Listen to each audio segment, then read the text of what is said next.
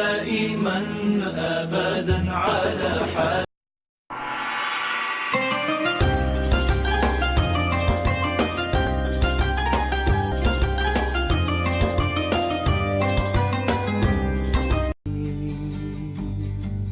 نظرة إلي يا رسول ارحمنا يا أرحم الراحمين ارحمنا. Yang sama-sama kita hormati DKM Masjid Al-Asri, yang sama-sama kita hormati guru kita bersama Habib al-Mahbub al-Habib Abdurrahman bin Ahmad bin Abdurrahman Segaf, mata'anallah bituli hayati wa bi'alami. Juga hadir bersama kita guru kita Ali bin Ahmad bin Abdurrahman Segaf. Sama kita doakan mudah-mudahan Allah panjangkan umurnya, Allah sehatkan badannya, Allah mudahkan semua urusannya, dan Allah berikan keistiqomahan kepada beliau di dalam berdakwah di jalan Nabi Muhammad SAW. Tentunya yang sama-sama kita hormati dan Allah muliakan para alim ulama, para guru, para ustadz dan ustadzah yang hadir saat ini, juga seluruh para tokoh agama, tamu undangan, dan tentunya yang ada di wilayah Jalan Wadin dan sekitarnya. Wabil khusus guru kita bersama Al-Mukarram Al-Habib Abdurrahman bin Ahmad As-Segaf dari SMA, dan tentunya diiringi di adik-adik beliau, alhamdulillah, dan kakak beliau Pak Habib Adil dan Habib Ali, alhamdulillah. Mudah-mudahan beliau selalu diberikan kesehatan, panjang umur, dan istiqomah memberikan kita ilmu yang bermanfaat. Juga para ustadz-ustadz yang hadir saat ini, para sesepuh, penasehat, wabil khusus yang ada di pengurusan safari subuh, yang kita hormati bersama dan kita muliakan guru kita bersama Abu Yal Habib Abdurrahman bin Ahmad As-Segaf LCMA. Guru kita beliau adalah Habib Ali bin Ahmad As-Segaf, Wakil Ketua dan yang lain-lainnya dan jajarannya, para asatidz, para guru yang istiqomah hadir mengikuti Majelis Talim Safari Subuh. Laporan keuangan Majelis Talim Safari Subuh Kecamatan Cipayung, Jakarta Timur, untuk saldo kas pertanggal 23 Agustus 2025 di Masjid Jami Mahatma Pondok Ranggon itu sebesar Rp12.325.525. Kedua, sumbangan rutin dan mingguan dari Bapak Haji Sofyan Abdurrahman tanggal 23 Agustus 2025 sebesar Rp3.700.000. Ketiga, sumbangan mingguan dari Bapak Haji Jaya Rana SH sebesar Rp500.000. Hasil tromol dari jamaah Masjid Jami Mahatma sebesar Rp1.089.000. Total jumlah pemasukan mingguan sebesar Rp5.259.000. Jadi pemasukan minggu ini sebesar Rp17.614.625.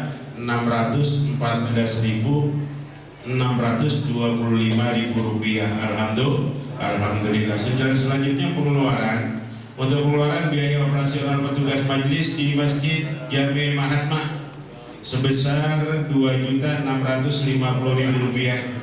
Sumbangan konsumsi untuk DKM Masjid Jami Mahatma sebesar Rp2 juta. Cetak foto 1 buah untuk DKM Masjid Jami Mahatma sebesar Rp75.000. Belanja konektor laptop untuk guru sebesar Rp100.000. Jadi pengeluarannya berjumlah Rp4.825.000. Saldo akhir kas safari subuh sampai dengan minggu ini sebesar Rp12.079.625. Alhamdulillah. Mudah-mudahan jariah yang Bapak titipkan di tromol setiap kali safari subuh diganti oleh Allah Subhanahu wa taala dengan balasan yang berlipat ganda tentunya dari Allah Subhanahu wa taala. Habib Al-Habib Abdurrahman bin Ahmad Segaf, kita silakan sallu ala Muhammad.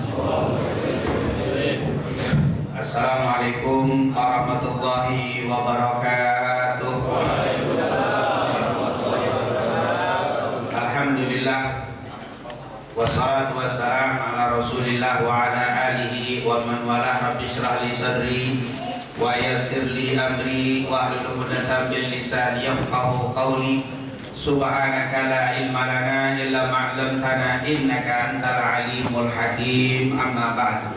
Segala puja dan puji kepada Allah, salawat serta salam kepada junjungan kita Nabi Muhammad sallallahu alaihi wasallam, para keluarga, sahabat tabi'in, serta seluruh umat yang selalu beristiqomah mengikuti sunnah-sunnahnya hingga yaumul qiyamah. Alhamdulillah, pada pagi hari ini kembali kita dapat bersilaturahim untuk bersama-sama memakmurkan rumah-rumah Allah dengan mempelajari dan membahas hadis-hadis Nabi kita Nabi Muhammad sallallahu alaihi wasallam. Semoga apa yang kita lakukan ini mendapatkan keridhaan dan keberkahan dari Allah Subhanahu wa taala. Amin ya rabbal alamin. Kembali seperti yang biasa kita lakukan di kesempatan yang mulia ini, kita membaca hadis Rasul sallallahu alaihi wasallam yang terdapat dalam kitab Riyadhus Shalihin yang ditulis oleh Al-Imam An-Nawawi rahimahullah, yang meninggal pada tahun 676 Hijriah, yang alhamdulillah masih berbicara tentang saling cinta karena Allah Subhanahu wa taala. Saat hadis saat ini kita masuk ke hadis 381. Hadis dari Mu'adz bin Jabal radhiyallahu anhu, dikatakan oleh Al-Imam Nawawi rahimahullah, qala al-mu'allif rahimahullah wa nafa'ana bi daraini amin. An Mu'adz bin Jabal radhiyallahu anhu qala Rasulullah sallallahu alaihi wa alihi wasallam al-mutahabbun, qala Allah ta'ala al-mutahabbuna fi jalali lahum manabir min nurin yaghbiduhumul anbiya wa syuhada. Rawahu al-Imam Tirmidzi bi sanadin hasan. Dikatakan oleh muallif, yaitu pengarang kitab Riyadhus Shalihin, Al-Imam Nawawi rahimahullah, an Mu'adz bin Jabal, dari Mu'adz bin Jabal. Ini tentunya seorang sahabat yang sering kita dengar namanya, Mu'adz bin Jabal, seorang pemuda yang lahir 18 tahun sebelum, yaitu sebelum hijrahnya Nabi Muhammad SAW, dan wafat di tahun ke-18 juga. Jadi gampang ingatnya, dia lahirnya 18 sebelum hijrah, meninggalnya 18 setelah hijrah. Umurnya kira-kira berapa? 18 sama 18. Pagi-pagi dumplong belum dimakan, mikir hitungan agak susah ya. 18, 20, 30. Jadi umur sangat muda sekali, umur 36 beliau meninggal. Di Mu'adz bin Jabal, sahabat yang sangat luar biasa. Ada yang mengatakan afqahun nas, yaitu orang yang paling ahli di dalam ilmu fikih dari golongan sahabat. Padahal umurnya baru 36. Dan beliau meninggal itu mungkin kalau zaman sekarang di wilayah Palestina, ada yang bilang di wilayah Urdun di zaman dulu, yang mungkin sekarang wilayahnya seperti itu. Yang meninggalnya karena kena wabah taun, karena ada wabah taun, penyakit menular yang dikatakan disebut taun ammas atau ummas disebutnya. Jadi ada wabah taun yang terjadi di wilayah yang beliau saat itu, bukan di Mekah, bukan Madinah. Di wilayah ada yang bilang di Palestina, ada yang bilang di wilayah Syria, di wilayah sana. Dia waktu itu kena di tahun 18 Hijriah, terjadi wabah taun dan dia berada di dalamnya. Dan akhirnya dia meninggal di hari yang sama. Hari itu meninggal istrinya 2. Dia punya istri 2, meninggal di hari yang sama dua-dua istrinya. Setelah itu beberapa hari kemudian dia meninggal dunia juga. Beliau pernah diutus oleh Rasul menjadi gubernur Yaman, atau menjadi orang yang diberi kepercayaan untuk menghukumi wilayah Yaman. Waktu dikirim, sebelum berangkat beliau ditanya, ya Mu'adz, ma tahkum ahlul Yaman, bagaimana engkau menghukumi? Kaifa tahkumu ahlul Yaman, bagaimana engkau menghukumi penduduk Yaman? Bimada tahkumu ahlul Yaman, dengan apa ahlul Yaman nanti kau atur, lewat apa aturannya? Qal ahkumu bi kitabillah, aku akan menghukumi mereka berdasarkan Al-Quran. Akhirnya Rasulullah bertanya, fa illam tajid, kalau nggak ada permasalahan itu di Quran, dia bilang ahkumu bisunnati rasuli, atau bisunnati rasul, atau bisunnatika ya Rasulullah, aku akan menghukumi mereka dengan apa? Sunnah. Fa illam tajid, kalau permasalahan yang baru di kota Yaman tidak ada di Quran, tidak ada di hadis, bimana datang? Dengan apa engkau akan menghukum mereka? Qal ahkumu bira'yi, aku akan menghukumi mereka dengan pendapatku. Kalau di Quran tidak ada, di hadis tidak ada, maka saya akan ijtihad. Aku akan hukumi ahli Yaman dengan ijtihad, apa yang aku ketahui. Akhirnya Rasulullah nepok dadanya sambil pundaknya sambil mengatakan alhamdulillah alladzi waffaqa rasulillah. Alhamdulillah, ini utusan yang sangat luar biasa yang disetujui. Artinya Rasulullah cocok dengan gaya pemikiran Mu'adz bin Jabal. Masih muda menjadi delegasi. Insyaallah pemuda-pemuda kita bangsa Indonesia ini ke depannya betul-betul menjadi para pemimpin-pemimpin yang luar biasa. Amin ya rabbal. Dan inilah Mu'adz bin Jabal. Beliau berapa banyak meriwayatkan hadis, hampir sulit untuk disebut karena memang sangat sedikit riwayat hadis beliau, hanya beberapa hadis. Bahkan beliau waktu meninggal itu kan nggak terlalu jauh dari meninggalnya Nabi. Nabi meninggal tahun 10 atau awal 11 Hijriah, beliau 18. Dan beliau juga waktu itu keluar dari kota Madinah setelah wafatnya Nabi, pindah, sehingga sedikit riwayat hadis beliau, yaitu Mu'adz bin Jabal. Salah satunya hadis yang kita baca pada hari ini, pada pagi hari ini. Qala Mu'adz bin Jabal radhiyallahu anhu, qala Rasulullah sallallahu alaihi wasallam, Rasulullah bersabda, qala Allah Ta'ala, Allah berfirman. Berarti hadis yang kita baca ini yaitu hadis yang ke-381 dari kitab Riyadhus Shalihin, merupakan hadis qudsi. Ini merupakan hadis qudsi. Dan sudah kita jelaskan tentang hadis qudsi. Rasul bersabda, Allah berfirman. Ini salah satu mengetahui lafaz hadis qudsi. Semua sanad yang dinisbatkan kepada Allah namanya hadis qudsi. Yang kedua, mungkin kalau dari segi matan, dari segi isi, kalau kita mau tahu hadis qudsi atau bukan, itu kalimatnya menggunakan hamba. Misalkan, ya ibadi inni haramtu dzulma ala nafsi faja'altuhu muharraman bainakum fala tadhalamu. Itu pasti hadis qudsi. Ya ibadi, wahai hamba-hambaku, aku telah mengharamkan kezaliman terhadap diriku, dan aku jadikan itu perbuatan yang haram di antara kalian, maka janganlah kalian lakukan kezaliman. Itu pasti hadis qudsi. Karena diawali dengan apa? Ya ibadi. Karena nggak mungkin Nabi bilang apa? Wahai hamba-hambaku. Karena kita bukan hamba Nabi, tapi kita adalah hamba Allah. Kalau Nabi ya ummati, ya ayuhan nas, itu bisa. Tapi kalau ya ummati, ya ibadi, berarti itu adalah apa? Qudsi. Nah, ini salah satunya. Ini termasuk hadis qudsi. Dari segi sanad, bukan dari segi matan, dari segi sanad dibilang apa? An Mu'adz bin Jabal radhiyallahu anhu qala Rasulullah sallallahu alaihi wasallam qala Allah Ta'ala. Berarti ini adalah hadis qudsi. Rasulullah bersabda, Allah berfirman. Apa kata Allah Subhanahu wa taala?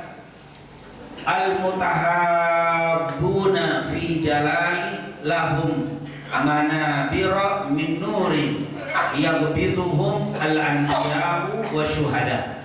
Ini hadisnya sangat pendek tapi luar biasa. Maknanya sangat dalam dan dijelaskan panjang lebar oleh para ulama.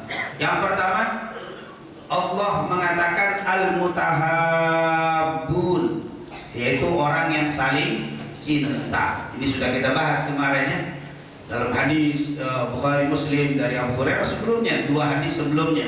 Nah, ini mutahabbun, artinya orang yang saling cinta. Al-mutahabbun, orang-orang yang saling cinta fi jalali. Nah, ini dia apa? Di kekuatan karena atau di dalam kemuliaan. Kata Allah, siapa orang yang saling cinta di dalam kemuliaan Allah, di dalam keagungan Allah, maksudnya karena Allah. Jadi siapa yang saling cinta karena Allah, tentunya sering kita sebut pada pertemuan-pertemuan sebelumnya tentang mahabbatullah. Ya, kalau mahabbatullah itu mungkin ada yang membagi menjadi 4, ada yang menjadi 3. Seperti apa? Mahabbatullah. Yang kedua, mahabbatu ma yuhibbuhullah. Ada yang ketiga, mahabbatu fillah. Yang keempat ada mahabbatu lillah. Itu sebenarnya maknanya hampir sama, cuman sedikit berbeda. Mahabbatullah, cinta kepada Allah, cintanya langsung. Mahabbatullah itu namanya cinta kepada Allah. Ada mahabbatu ma yuhibbuhullah, mencintai siapa-siapa yang dicintai Allah. Sama, itu namanya cinta Allah. Saya cinta kepada orang-orang yang menjadi hamba Allah, saya cinta kepada jamaah karena Allah. Itu namanya mencintai siapa yang dicintai Allah, berarti kita cinta kepada Allah.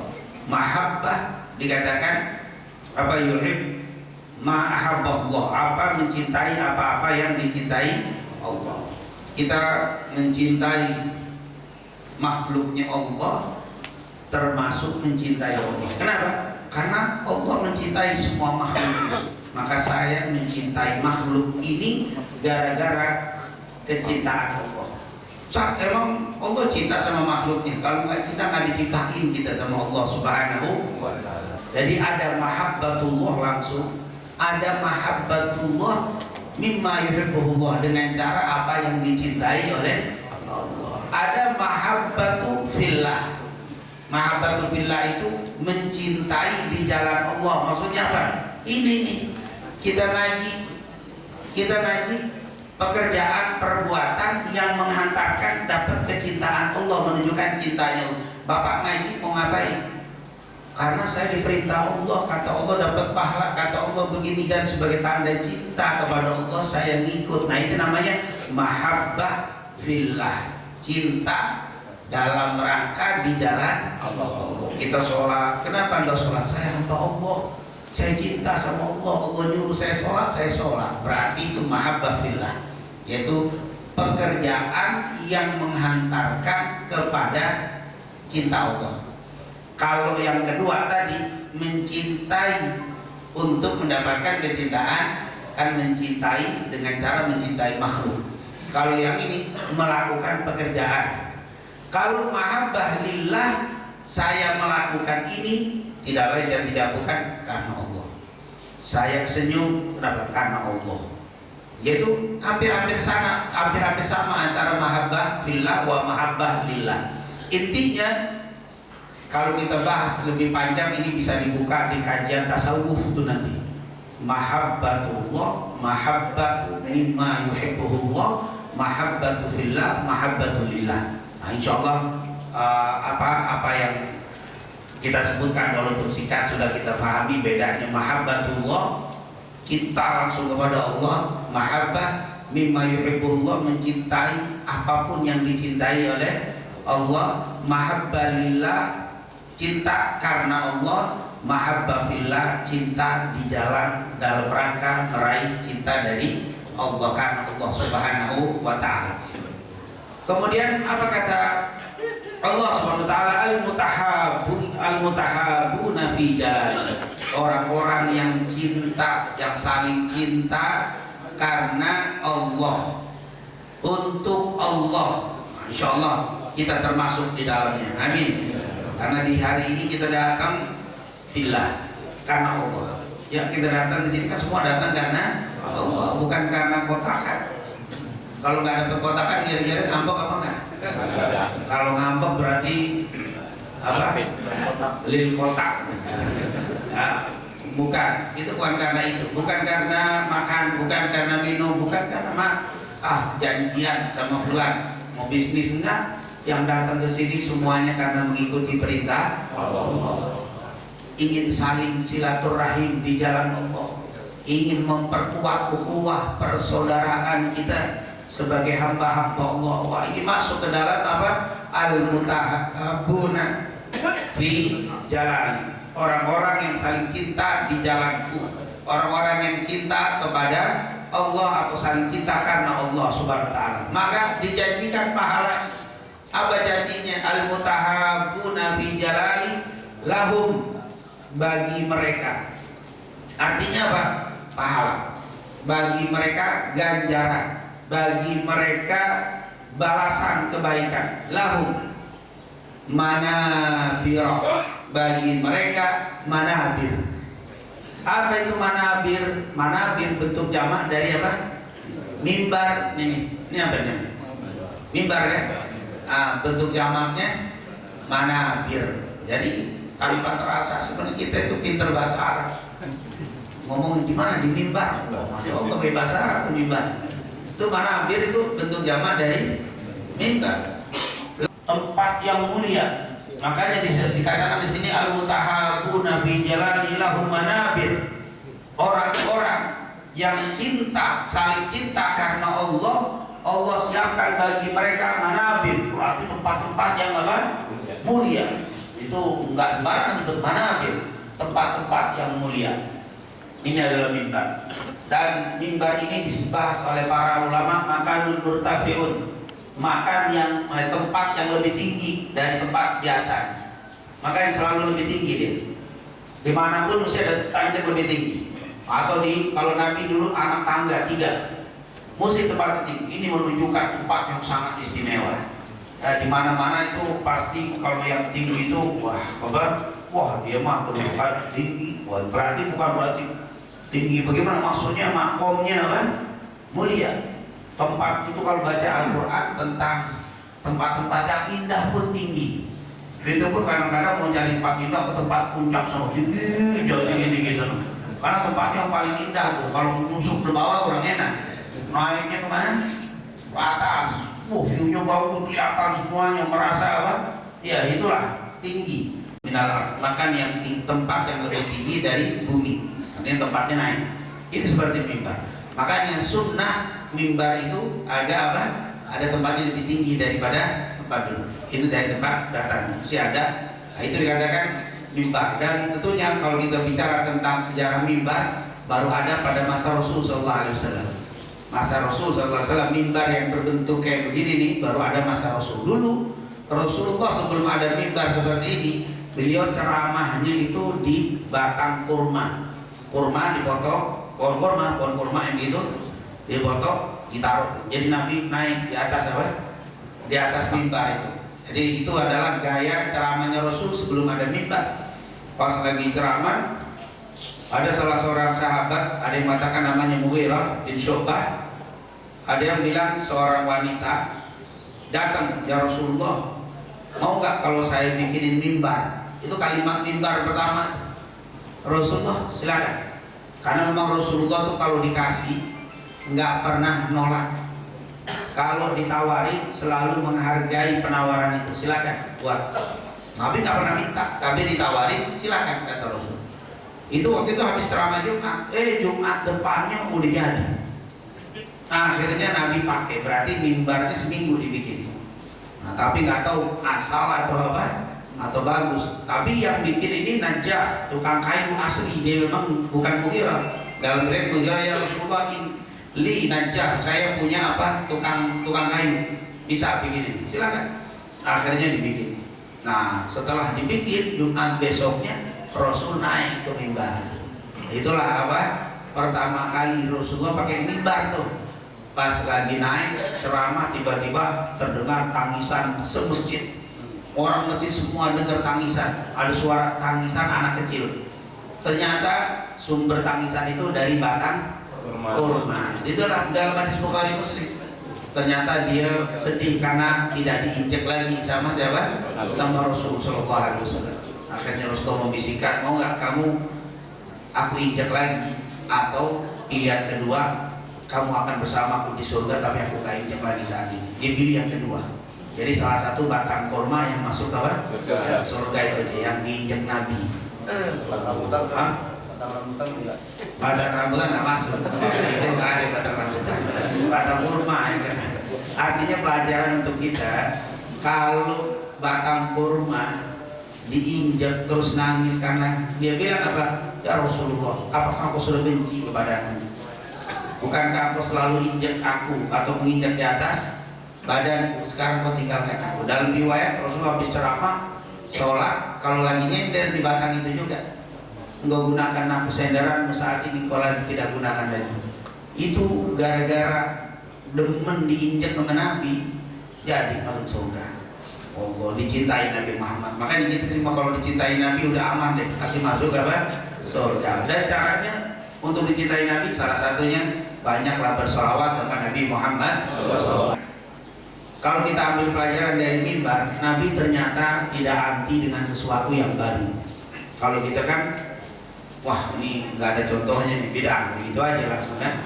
Nah kalau ahli sunnah enggak, baru sesuatu yang nggak ada zaman Nabi, bagus apa nggak bagus?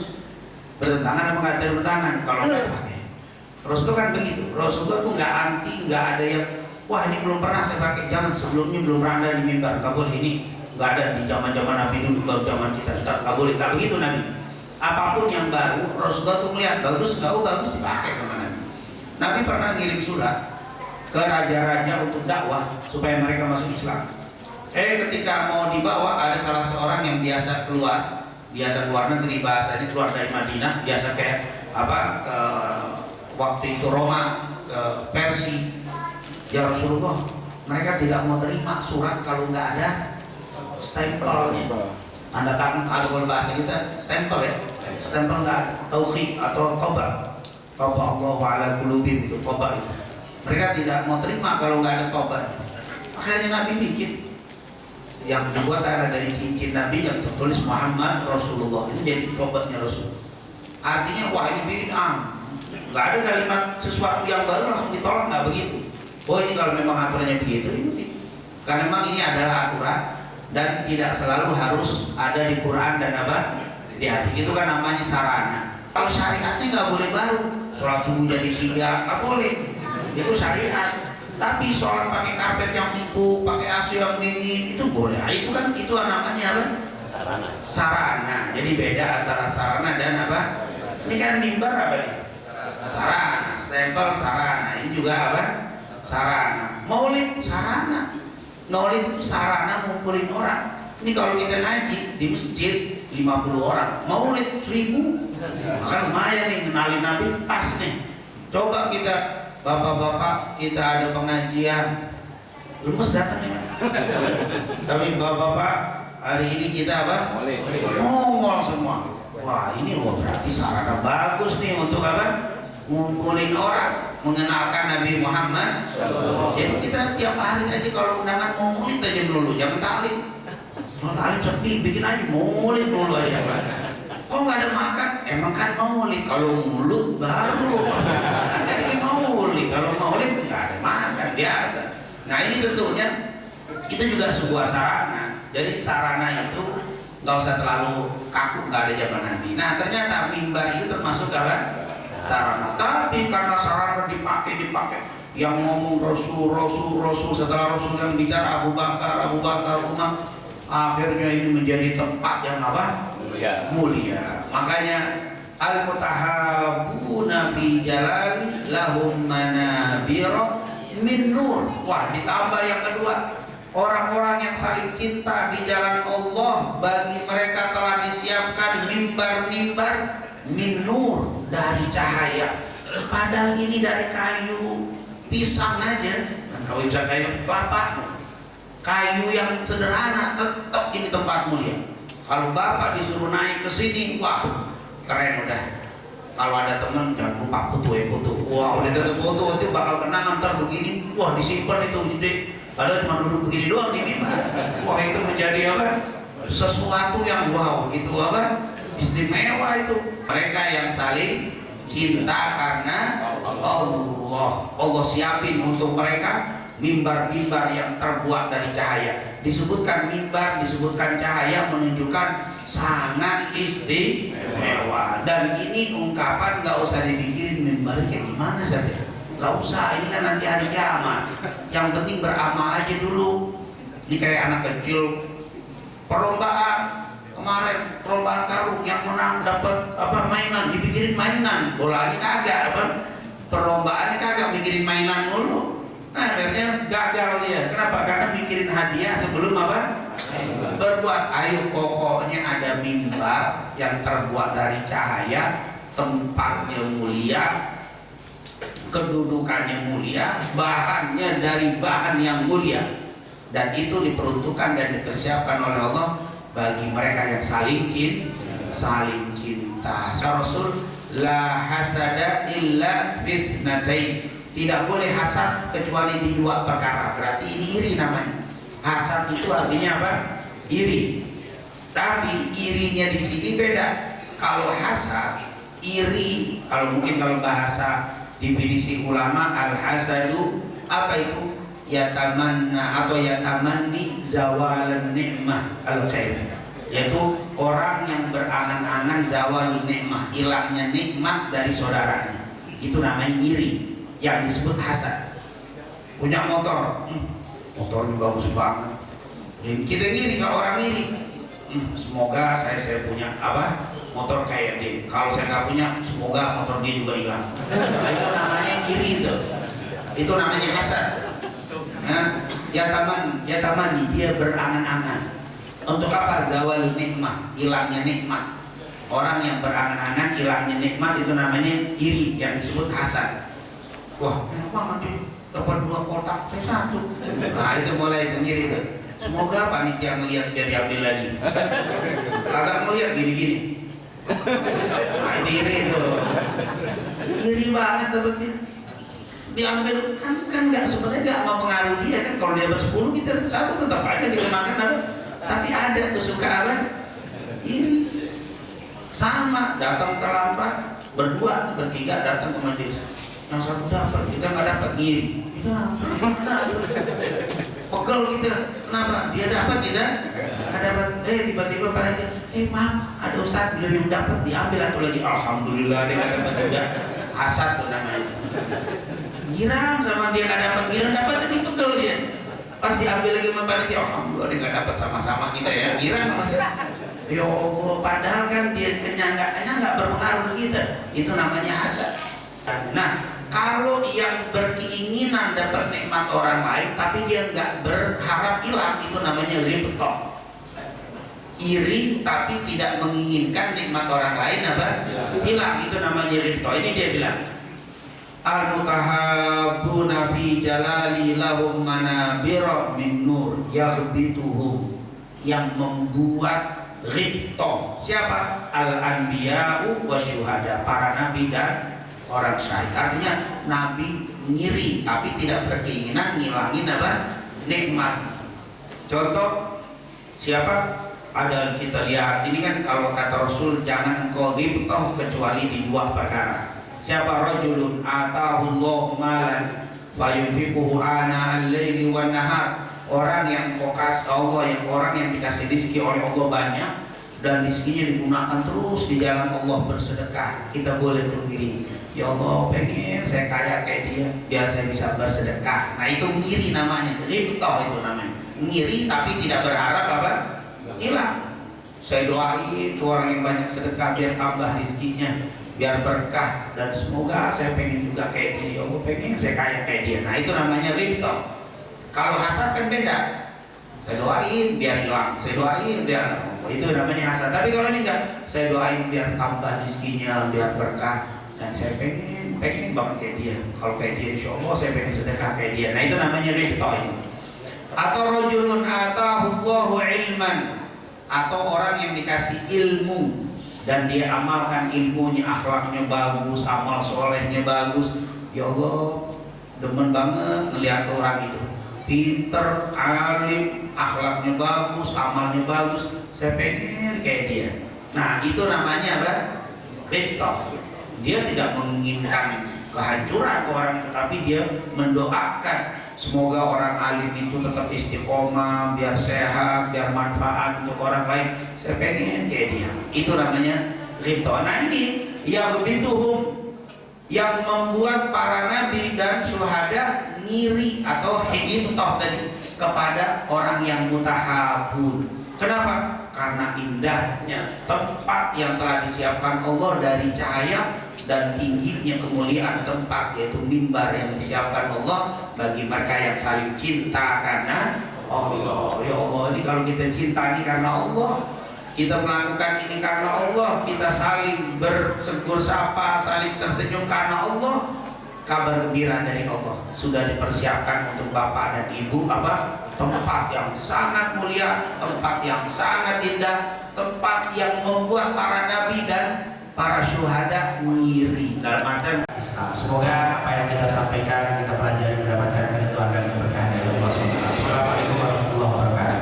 Jazakumullah khair. Kita ucapkan terima kasih banyak kepada guru kita yang telah menyampaikan kajiannya dalam hadis ke-381 ya. Mudah-mudahan apa yang beliau sampaikan tadi menjadi pencerahan untuk kita semua untuk saling mencintai tentunya.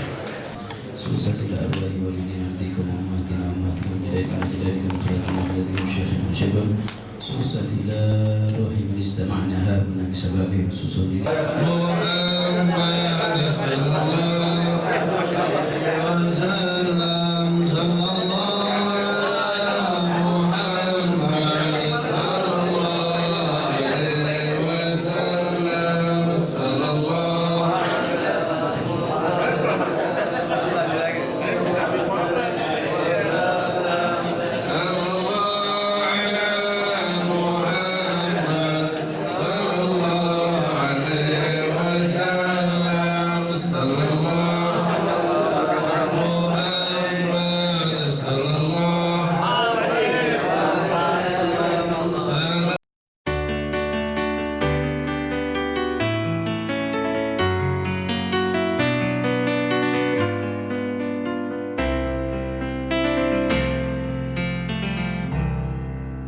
Ya Rasulullah,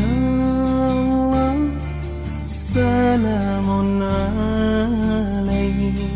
Ya Habiballah, salam alaik. Nadrah ilayya ya Rasulullah, atfan alayya حبيب الله.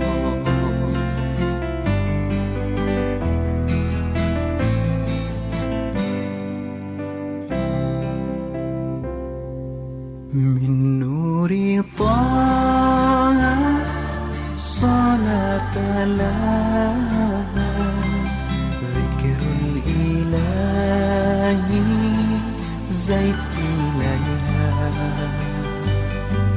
من قلبي أحمد نسقى ونرشد من قلبي أحمد ذاك المراد.